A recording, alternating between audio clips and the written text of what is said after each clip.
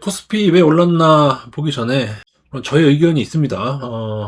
근데 우선 이 이틀 전에 요 영상을 보시면은 드디어 제가 자주 말씀드렸던 2007년도에 외국인이 선물을 펌핑하면서 기관의 매수를 이끌어낸다는 그 내용이 들어있습니다. 한번 보시면 좋은데 이것에 대한 약간 심화편을 말씀드리고 이분 이제 서울대 국제경제학부 나오신 아주 브레인이시죠. 하지만은 뭐 M2가 증가하면 부동산은 오를 수밖에 없다는 그런 얘기를 해서 저한테 약간 비판을 받기도 했습니다만은 왜냐하면 M2는 부동산이 떨어지는 시절에도 M2는 증가했었거든요.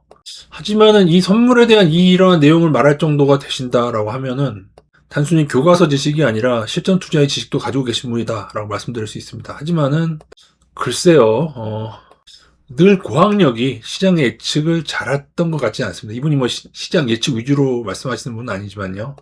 우선 선년물 차이에 의한 기관의 자동 매수를 아시려면 프로그램 매매를 좀 아셔야 되는데 여기 보면은 차익 순매수, 비차익 순매수가 있습니다. 여기서 말하는 이 차익 순매수가 이거 있지 않습니까? 요게 바로 선물의 가격이 높으면은 자동으로 선물 매도, 현물 매수 그런 식으로 그 간극 때문에 벌어지는 것이고요. 여기서 비차익 순매수라고 하는 것은 자동적인 프로그램 매매 말고 기관들이 투자에 의해서 하는 것을 말합니다. 그래서 여기서 말하는 선현물 차이는 요거다라고 보시면 되고, 그럼 무엇과 무엇의 차이입니까? 라고 말씀드리면은 이 코스피 200 현물이고요. 그 다음에 이게 코스피 200을 기반으로 한 선물이죠. 요거의 차이에 의해서 물론 저도 월물이 가까워지면 3월물 기준으로 하는지 아니면은 6월물 기준으로 넘어가는지 그것까지는 제가 잘 모르겠습니다만은 이 간격에 의해서 자동으로 일어나는 매매다. 근데 제가 볼 때 엄밀하게 얘기하면은 지금의 선물이 2007년도 그때랑은 좀 다른 것 같아요. 그때는 외국인들이 선물을 엄청나게 매수했거든요. 물론 지금은 매도 포지션이 2조 8천억이긴 한데 이게 한때 6조 원 가까이 갔었나요? 그거를 매수하면서 오른 거거든요. 근데 지금은 2007년도 때처럼 외국인이 선물을 막 매수해서 그런다고 하기보다는 제가 볼 때는 이 주체는 제가 외국인하고 기관 선물 동향까지 쭉 살펴봤는데 확연하진 않습니다. 어느 주체가 지금 선물을 막 끌어올리고 있다는 게 확연하진 않은데 물론 지금은 엄밀하게 얘기하면은 기관이 선물 매수를 더 많이 하고 있습니다. 여기에도 나와 있죠, 그죠? 그죠? 이렇게 누적으로 지난 만기 이후 지난 12월 만기였나요?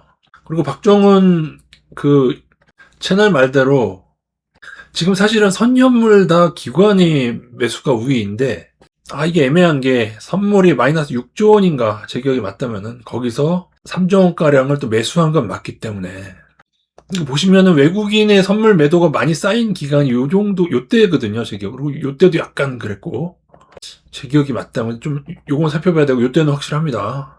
제 기억이 요때가 8조 원 아니었습니까? AOA 선물 매도가. 그러니까는 선물 매도를 쳐서 버벅거리게 한 다음에 그 이후에 그들이 선물 매수를 하면서 지수를 견인했는데 근데 제가 볼 때 2007년도랑 조금 달라요. 이게 조금 다릅니다.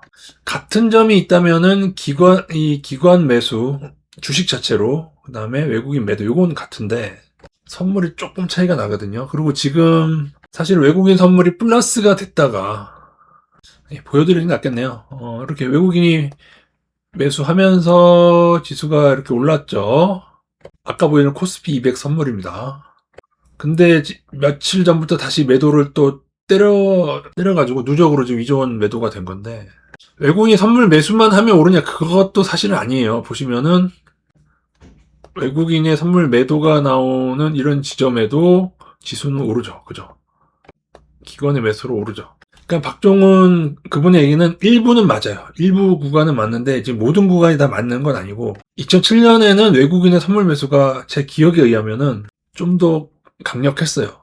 어쨌든 외국인은 그리고 기관은 왜 더욱더 선현물을 다 동원해서 이 상승을 이렇게 올리는 것일까라고 얘기한다면은 이건 저의 생각인데 이거를 아니라고 하신 분들이 많을 것 같긴 해요. 근데 저는 과거랑은 다르게 외국계 기관, 우리나라 기관에 합체된 게 오래됐다고 제가 이렇게 보는 이유가 제약주나 2차전지들 예전에 오를 때 있지 않습니까? 그 작전할 때 얘네들이 어느 시기에 특별한 이유도 없이 같이 움직여서 같이 올리고 같이 하는 경우가 있어요.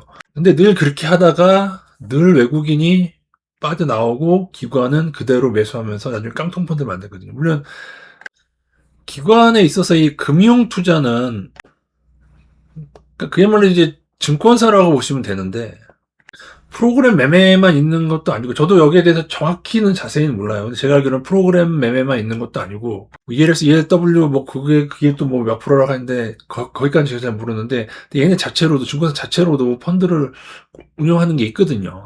자동으로 되는 그것 플러스 늘 기관이 외국인의 뭔가를 받아주는 듯한 그래서 2차전지 작전에서도 보면은 늘 고점에서 기관이나 연기금이 고점에서 조금 물리는 경우가 꽤 많이 있습니다. 무슨 말씀인지 모르겠죠. 어쨌든 조금 다르다 지금.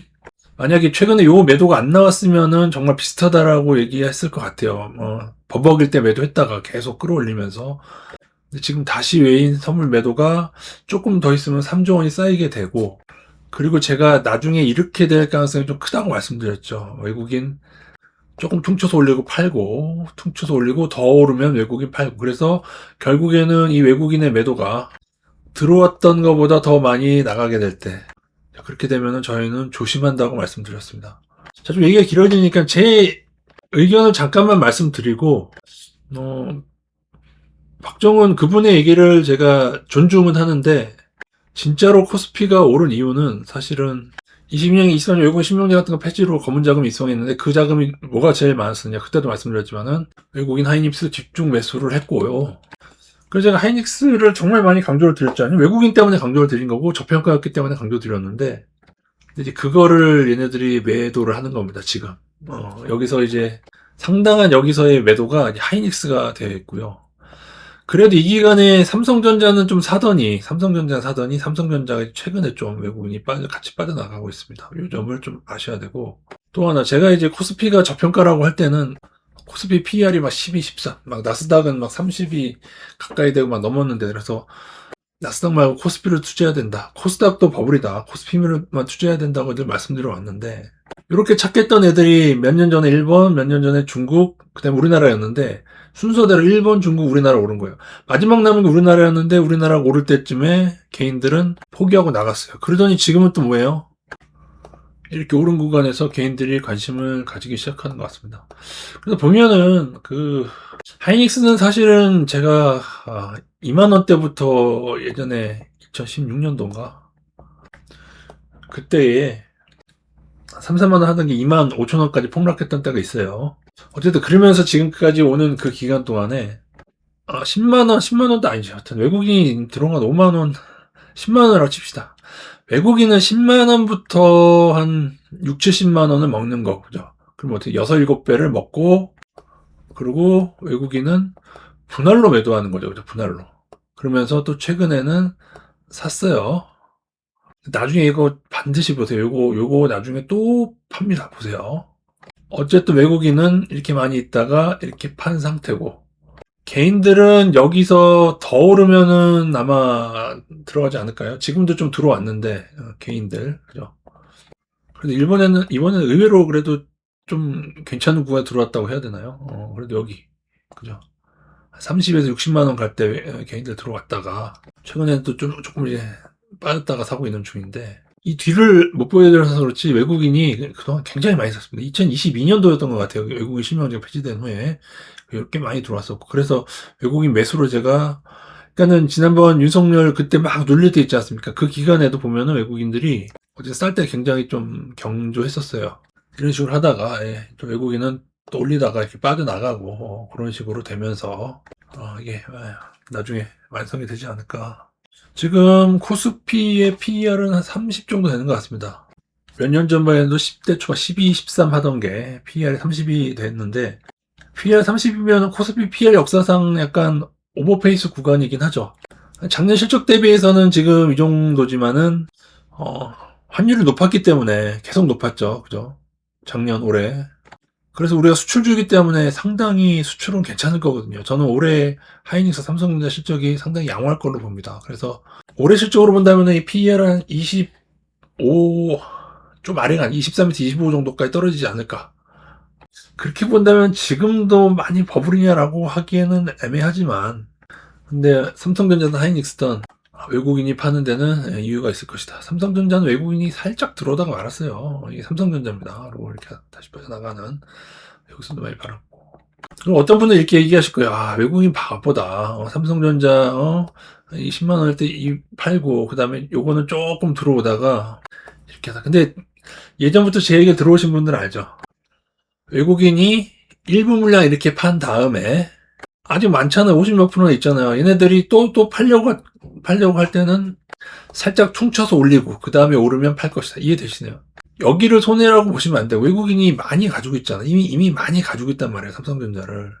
여기서도 팔고, 실 지나고, 퉁쳐서 올려서 또 위에서 또 팔고. 요게 2007년도에 일어난 일인데, 근데 이 변동폭이 너무 큽니다.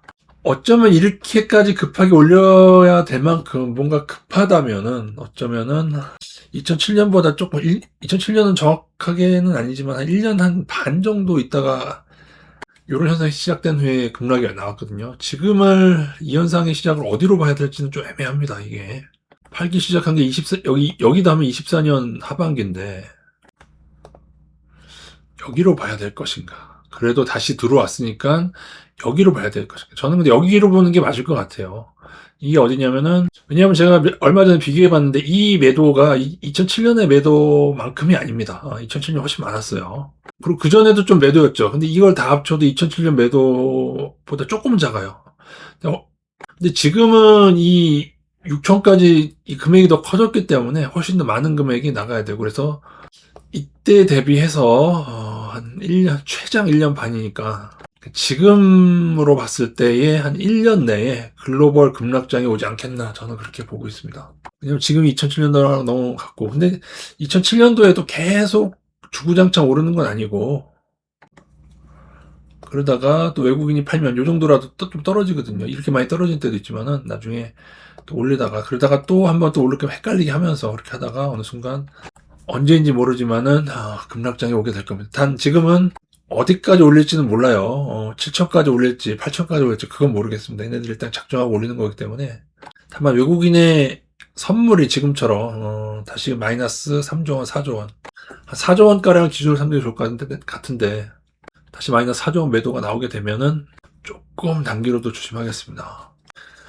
지금 요즘 단톡방에 친구들이 뭐 코스피 안 산 걸 후회하면서, 불과 작년만 해도 국장은 아니다라고 하면서 그렇게 무시하던 사람들, 그때는 PER이 12였는데 걔네들이 지금 다시 들어온 애들이 있어요. 지금 막 코스닥 살려고 하고, 코스피보다 덜 올랐다고 생각하는 건지. 그러니까는 어차피 나스닥을 투자하던 사람들의 성향은 그랬던 것 같습니다. 많이 올랐던 거를 선호하는 친구들이었어요. 지금에 와서 굳이 산다고? 제가 하이닉스 버리고 작년 상반기였어요. 그러니까 윤석열 막 그 일 있을 때였던 것 같아요. 그때 드디어 국장을 매도하고 간다. 하이닉스를 다 매도하겠대요. 제가 말렸죠. 하이닉스 좀 몇 주라도 놔둬라. 다 판다고. 아니래요. 자기는 국장이 아니래요. 그렇게 갔던 사람들이 지금에 와서. 그러니까 외국인의 추이를 보면은 결국 그런 것 같습니다. 개인들은 끝까지 먹으려고 하다가, 나스닥도 보세요. 끝까지 먹으려고 하다가 큰 하락을 당하고, 외국인이 이런 기간 동안에 오를 때마다 이렇게 계속 매도를 때리면서 이득 실현하고, 그 전에 쌀 때 굉장히 많이 싼 기간에 이렇게 샀다가 이렇게 나머지를 처분하려는 것 같습니다. 욕심도 많지, 그죠? 근데 뭐 코스피는 저평가였으니까 이렇게 올려도 저는 뭐 나스닥에 비해서 위험하다고 생각하진 않고요. 다만 이게 이제 돌고 돌아서 후발로 마지막에 오를 업종들이 몇 가지 있을 건데 그 업종까지 좀 잘 먹고 하방 전환을 잘 해보도록 하겠습니다. 시기나 그런 거는 맞추는 거는 무의미하고요. 그냥 대응을 해야죠. 어떤 이평선이나 어떤 신호나 외국인의 신호가 날 때 좀 준비를 하도록 하겠습니다. 제 거에 대한 결론은 아니라네요. 그래서 검은 자금 입성한 다음에 그 검은 자금이 외국인들인데 외국인들이 반도체 위주로 매수를 했고, 그죠? 검은 자금 입성한 후에 월가수죠. 그리고 올린 시기는 많은 분들이 이재명 당선 후라고 생각하시는데, 그것도 뭐 맞는 말이긴 한데요. 이게 공매도 금지 풀린 후부터 올랐습니다. 정확히는 풀린 후부터. 당선 전부터 좀 오르기 시작했죠. 아닌가, 그 시기인가, 어쨌든 간에 이렇게 해서 올린 다음에 높은 가격에 얘네들도 또 공매도 쌓고, 그 다음에 2007년하고 시기로 싱크로 된다면은 내년 상반기겠죠. 근데 조금은 빠를 수도 있지 않겠는가. 이 올리는 속도를 보면은 조금은 더 빠를 수도 있겠지 않겠는가. 여름이나 올해 하반기가 될 수 있지 않겠는가. 맞출 수는 없지만은 지금 예의주시하겠다는 의미입니다. 그리고 지금 사실은 지금도 여러분 저평가를 중요시 하셔야죠. 예. 왜냐하면요. 지금 지수가 지금 반도체는 가장 늦게 올랐지만 그동안 제가 저평가라고 말씀드린 섹터가 돌아가면서 다 올랐잖아요. 은행이면 은행, 금융이면 금융, 화학도 예전에 몇 년 전에 저평가였다고 할 때 올랐고 실적 뭐 이후에 우크라 사태 이후로 실적이 좀 안 좋아져서 그렇지만은 섹터들 다 기억나세요? 자동차 저평가 섹터들. 마지막 남은 섹터가 이제 증권주라고 했는데 증권주 올랐고 작년 초까지만 해도 제가 하이닉스 저평가라고 말씀드린 거 기억나시죠? 현대차 기아 말할 것도 없고요. 그러니까 여러분들은 외국인하고 똑같이 실적은 좋은데 저평가할 때를 좀 중요시 하시고 그걸 기다리시면 됩니다. 지금은 이제 굳이 남았다면 게임주 정도? 근데 게임주는 실적이 사실은 좋지는 않아서 화학은 실적이 안 좋아져서 화학은 조금 아닌 것 같아요. 지금 음식료는 한 번 급등했다가 뭐 3년 같은 데는 엄청 급등했었죠. 근데 아직 착한 음식료가 있고 가스업종도 제가 지역가스, 뭐 경동도시가스나 삼천리 저평가라고 했었는데 걔네들 또 다시 오르기 시작했고요. 사실은 지나 보면은 테마장세 이전에 저평가들이 돌아쳐서 급등을 했어요. 그러니까는 지점 저평가만 계속 잘 투자했으면은 사실은 지금에 와서 수익률이 코스피 지수 정도가 뭐예요. 돌아쳐서 먹었기 때문에 엄청 났을 겁니다. 그러니까 제 말은 적립식 투자자들이 대박이 났다고요. 이 중단기 테마한 그 수익률도 작년 올해 괜찮지만 심지어 인버스를 일부 낙상 인버스나 끼고도 괜찮았지만은 일부를 그보다도 적립식 투자자가 대박입니다. 그 제 지인이 카톡으로 보내온 것 좀 보여드릴까요? 적립식 투자자인데 저의 아주 가까운 지인인데요.